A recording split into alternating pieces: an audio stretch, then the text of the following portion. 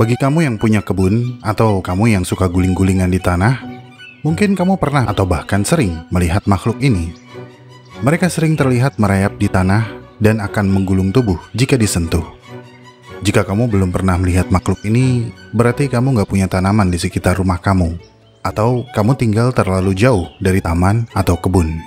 Karena sesungguhnya, ini adalah makhluk yang cukup umum dan tersebar di seluruh benua, kecuali Antartika. Kalau kamu penasaran dan ingin melihat mereka, cukup perhatikan area taman yang lembab, di balik dedaunan yang membusuk.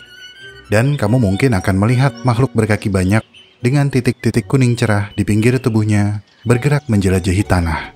Dan jika kamu perhatikan lebih dekat, kamu akan melihat titik-titik tersebut berada di segmen tubuh gelap mereka. Ini adalah kaki seribu bintik kuning, alias kaki seribu almond atau kaki seribu cyanida dari ordo Polydesmida.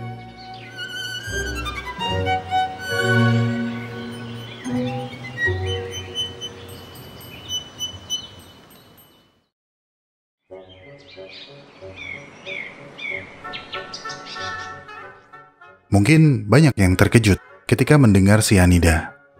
Yap, makhluk ini memiliki kemampuan mensekresikan cyanida untuk mengusir predator. Tapi sebelum membahas cyanida, mari kita cocokkan nama mereka di beberapa daerah.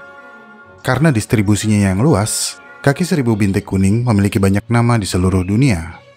Di Indonesia, mereka juga dikenal sebagai luwing hitam kuning, ulat gagak, hingga joyo gading.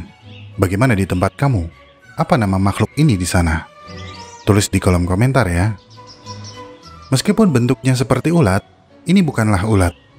Dalam biologi, ulat adalah larva dari serangga. Biasanya akan bermetamorfosis menjadi ngengat, kupu-kupu, atau kumbang. Tapi ini adalah anggota filum Arthropoda, subfilum Myriapoda, kelas Diplopoda, ordo Polydesmida. Yang sering terlihat di Indonesia antara lain Chondromorpha santortrica, Anoplodesmus saussuri, Orthomorpha cortata, dan Harpave haydeniana. Semuanya memiliki tubuh berwarna hitam yang dihiasi bintik kuning yang mencolok. Sebuah pertanda kalau mereka adalah spesies aposematik. Bintik kuning ini merupakan peringatan bagi calon predator. Ketika merasa terancam, mereka akan menggulung menjadi spiral dan mensekresikan hidrogen cyanida yang aromanya sangat mirip dengan almond panggang. Tapi tenang, jumlah cyanida yang dikeluarkan oleh kaki seribu ini tidak cukup untuk mengakibatkan dampak yang serius pada manusia. Tapi tetap aja, jangan dianggap remeh. Pikir kembali kalau mau pegang-pegang, atau cuci tangan sesegera mungkin jika nggak sengaja kepegang. Karena tingkat resistensi manusia terhadap zat tertentu berbeda-beda. Ada laporan kalau cyanida kaki seribu akan menimbulkan noda pada kulit atau menghadirkan sensasi terbakar dan melepuh pada kulit yang sensitif. Meskipun tidak mematikan, cyanida dalam jumlah kecil dapat mengiritasi mata, hidung, dan mulut. Ada laporan tentang anak anjing dan anak kucing yang keracunan, mulut berbusa, dan muntah setelah diketahui memakan si kaki banyak ini. Oleh karena itu, jumlah cyanida yang tidak berbahaya bagi manusia ini bisa jadi mematikan bagi makhluk berukuran kecil seperti burung dan binatang pengerat. Spesies yang hidup di pegunungan Appalachia di Amerika Utara dapat menghasilkan cyanida 18 kali lebih kuat dari kerabatnya yang di Asia, dan dilaporkan mampu membunuh seekor merpati. Dan ini menyebabkan populasi mereka melimpah, karena tidak memiliki predator alami yang banyak. Tapi kaki seribu muda adalah mangsa mudah bagi kumbang, laba-laba, curut, katak, ayam, dan bahkan oleh spesies dewasanya. Kaki seribu terkenal akan perilaku kanibalismenya yang akan memangsa kerabat muda mereka jika kekurangan sumber protein di lingkungannya. Dan mungkin beberapa dari kamu yang penasaran akan bertanya, apakah bisa dimakan, Bang? Bisa aja, tapi resiko ditanggung sendiri. Karena cyanida bukan sesuatu yang remeh-temeh. Masih tentang cyanida, kita semua tahu kalau cyanida sangat beracun bagi sebagian besar organisme hidup. Sehingga ada anggapan bahwa kaki seribu bintik kuning beresiko bunuh diri setiap kali mensekresikan cyanida. Karena logikanya, mereka harus menutup lubang yang mereka gunakan untuk bernafas agar dapat tetap hidup. Namun, menurut penelitian yang dilakukan terhadap perilaku kanibalisme mereka, para ilmuwan menemukan bahwa kaki seribu ternyata memiliki sifat kebal terhadap sianida. Bahkan beberapa spesies mampu memproses sianida tersebut dan mengubahnya menjadi bahan kimia yang tidak berbahaya. Meskipun jumlahnya melimpah dan memiliki peran yang sangat penting, sayangnya kaki seribu bintik kuning masih kurang diteliti. Ada lebih dari 12.000 spesies kaki seribu yang telah diidentifikasi secara global. Namun, para peneliti memperkirakan jumlah spesies mereka di bumi lebih dari itu. Mungkin berkisar antara 15.000 hingga 80.000 spesies. Saat ini, ada setidaknya 3.000 spesies kaki seribu bintik kuning yang dapat dengan mudah ditemukan. Mereka tidak terancam punah, namun karena kerusakan habitat dan polusi, populasi mereka dikhawatirkan mengalami penurunan. Dan karena kurangnya pengetahuan, banyak manusia membasmi mereka karena takut kehadiran mereka akan membawa kerusakan pada tanaman. Padahal yang terjadi justru sebaliknya. Mereka hanya memakan daun dan material membusuk lain di atas tanah dan menyediakan nutrisi yang bermanfaat bagi kesuburan tanah.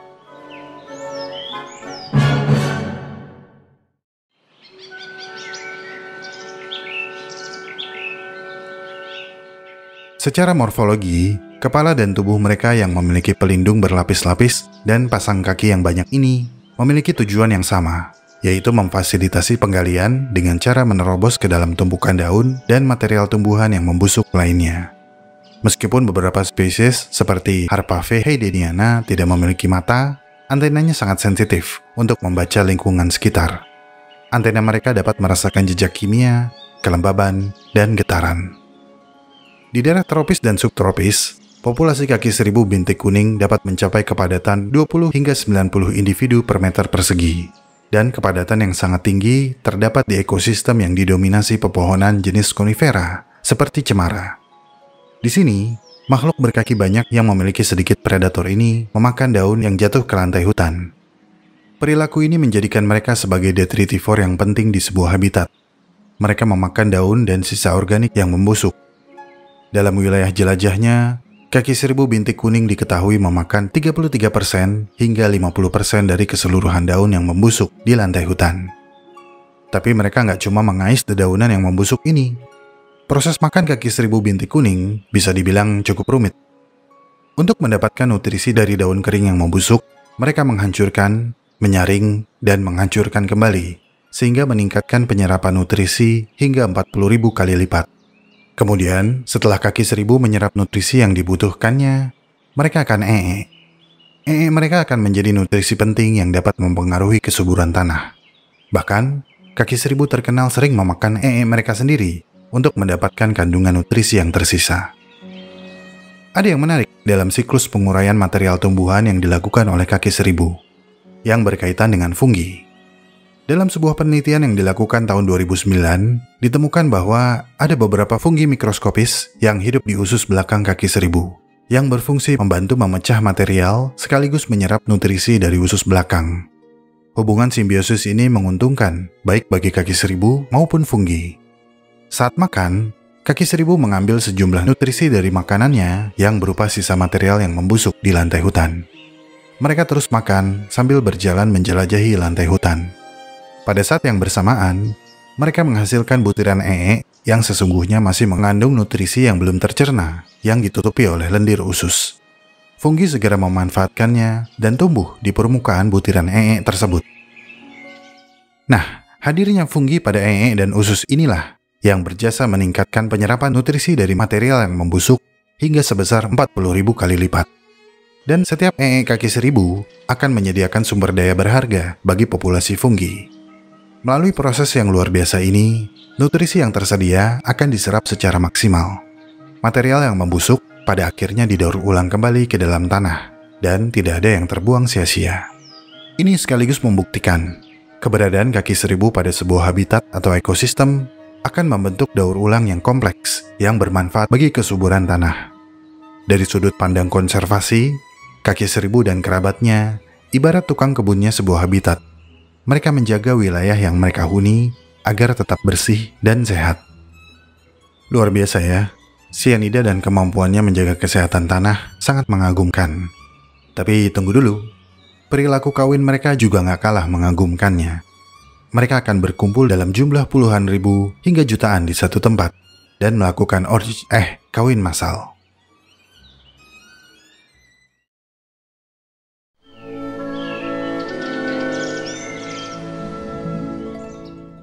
Tergantung spesies, ukuran kaki seribu bintik kuning sangat bervariasi, tapi umumnya memiliki panjang tubuh antara 3 hingga 7 cm dengan 20 ruas tubuh serta 30 atau 31 pasang kaki. Pejantan memodifikasi sepasang kakinya menjadi organ reproduksi sekunder alias gonopoda. Kebanyakan spesies kaki seribu, termasuk kaki seribu bintik kuning, diketahui suka berkumpul dalam jumlah besar ketika tiba masa kawin. Sebuah penelitian yang dilakukan pada tahun 2002 pernah menemukan lebih dari 2000 ekor tiap 1 meter persegi. Betina akan menemukan pejantan berkat feromon yang dipancarkan oleh pejantan. Feromon ini cukup efektif pada jarak pendek. Sebelum mulai kawin, pada hampir semua spesies kaki seribu, pejantan biasanya akan mengisi organ reproduksi sekundernya melalui organ reproduksi primernya, yaitu dengan cara melengkungkan tubuhnya ke depan sehingga spermatofor dari gonofor yang terletak pada segmen tubuh ketiga dapat dipindahkan ke gonopoda yang biasanya terletak pada segmen tubuh ketujuh. Kemudian, pejantan akan merayap di sepanjang punggung betina dan melakukan stimulasi atau rangsangan dengan gerakan kaki yang berirama. Betina kemudian mengangkat segmen tubuh bagian depannya, dan ini memungkinkan pejantan melilitkan tubuhnya di sekelilingnya. Ketika organ reproduksi mereka saling bertemu, ketika itu pula terjadi transfer sperma. Pemindahan sperma dilakukan ketika pejantan mentransfer paket sperma yang disebut spermatofor melalui gonopoda dan diterima oleh betina. Spermatofor kemudian dimasukkan dan disimpan di dalam spermateka. Di dalam spermateka, spermatofor dapat bertahan cukup lama untuk membuahi betina. Dan setelah semua selesai, mereka akan berpisah, melanjutkan kehidupannya masing-masing. Betina kemudian membangun sarang di dalam tumpukan daun atau material tumbuhan yang membusuk dan menghasilkan telur di dalamnya. Bayi-bayi kaki seribu akan menetas di dalam sarang ini. Mereka biasanya hanya memiliki 3 pasang kaki dan tidak dapat bergerak. Kerjaan bayi-bayi ini cuma makan dan sama seperti kamu saat masih bayi. Setelah mereka cukup makan, mereka akan memasuki masa molting dan tumbuh lebih besar dan panjang, menumbuhkan lebih banyak ruas dan kaki. Setelah molting pertama inilah, bayi-bayi mulai dapat bergerak dan menjelajah. Kaki seribu muda berwarna pucat dan memiliki segmen tubuh lebih sedikit dibandingkan kaki seribu dewasa. Namun setelah mereka molting atau berganti kulit, warnanya akan menjadi lebih gelap, bintik-bintik menjadi lebih cerah, dan segmen tubuh bertambah. Penelitian tentang masa hidup dan biologi reproduksi kaki seribu bintik kuning masih terus dilakukan. Kita masih belum tahu kapan kaki seribu muda mencapai kematangan seksual. Namun, kita telah mengetahui, satu betina biasanya menghasilkan beberapa generasi per tahun, dan usia mereka di alam liar diperkirakan mencapai 3 tahun. Karena belum mengembangkan pertahanan sianida, telur dan anak kaki seribu merupakan mangsa umum bagi beberapa macam organisme, seperti nematoda, serta marshfly atau lalat rawa yang merupakan parasit. Lalat ini meletakkan telur di sarang dan akan menjadi parasit pada telur, instar, dan kaki seribu muda.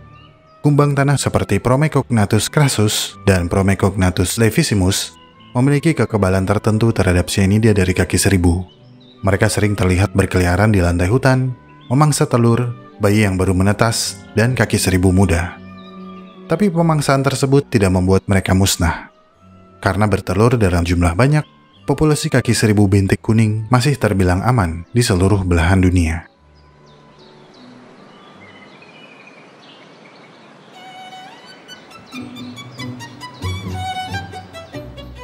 Tidak jauh berbeda seperti area atas, area bawah hutan juga merupakan rumah bagi berbagai jenis organisme yang semuanya memiliki peranannya sendiri dalam ekosistem tanah. Tanah adalah unsur penting dalam siklus karbon dengan menyimpan karbon dan membantu mitigasi perubahan iklim. Setiap makhluk hidup, bahkan makhluk terkecil seperti kaki seribu dan mitranya, yaitu fungi, berkontribusi terhadap kesehatan tanah dan ekosistem global kita secara keseluruhan. Saat mereka mencari makanan di lantai hutan, mereka secara bersamaan melakukan tugasnya untuk menjaga planet kita agar tetap lebat dan tetap sehat. Nggak perlu pergi ke hutan luas dengan tumbuhan yang bervariasi. Satu pot tumbuhan di teras rumah kamu aja memiliki jaringan kehidupan yang rumit, yang mungkin menjadi rumah bagi kaki 1000 bintik kuning yang cantik. Dari kaki 1000 bintik kuning, kita belajar kalau bekal pengetahuan yang cukup akan membantu kita menjalani kehidupan tanpa harus membinasakan kehidupan yang lain. Pengetahuan akan mempermudah kehidupan. Pengetahuan akan membangun kesadaran.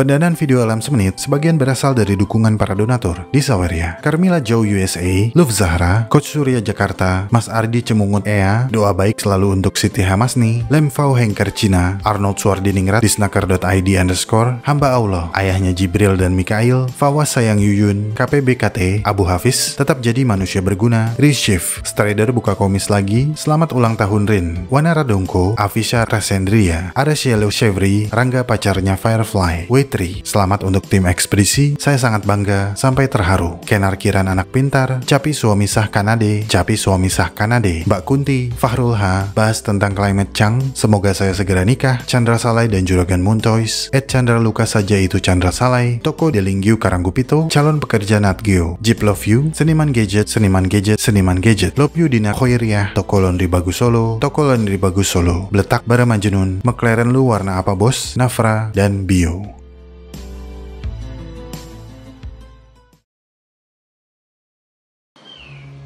Terima kasih telah menonton sampai menit ini. Saya sangat-sangat menghargai segala dukungan yang teman-teman berikan kepada Alam Semenit. Jika ingin tahu lebih banyak tentang subjek pembahasan dalam video ini, cek deskripsi video. Di sana teman-teman bisa menemukan segala jurnal, literatur, dan referensi saya dalam menyusun naskah. Jika suka dengan pembahasan dari Alam Semenit, like video ini dan share. Karena like dan share dari kamu akan membantu perkembangan channel ini. Ikuti perkembangan semua hal yang aneh, menjijikan, dan indah yang mengundang rasa ingin tahu kita semua. Sampai jumpa di video selanjutnya.